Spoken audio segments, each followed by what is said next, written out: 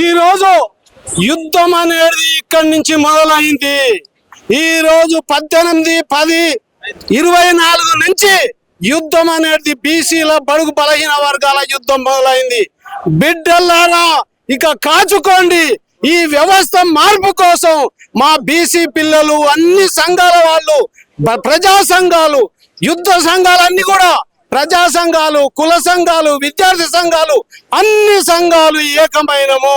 బీసీలంతా ఈ రాష్ట్రంలో ఏకమైనము.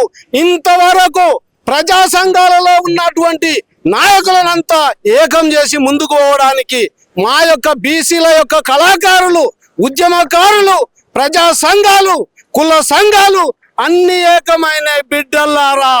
అంత 78 సంవత్సరాలు మీరు మమ్మల్ని దోచుకున్నారు, మీరు దాచుకున్నారు. మీ దాచుకున్న డబ్బులను, మీరు కబ్జాలు పెట్టిన భూములను, మీ అంతస్తులను మీ భరత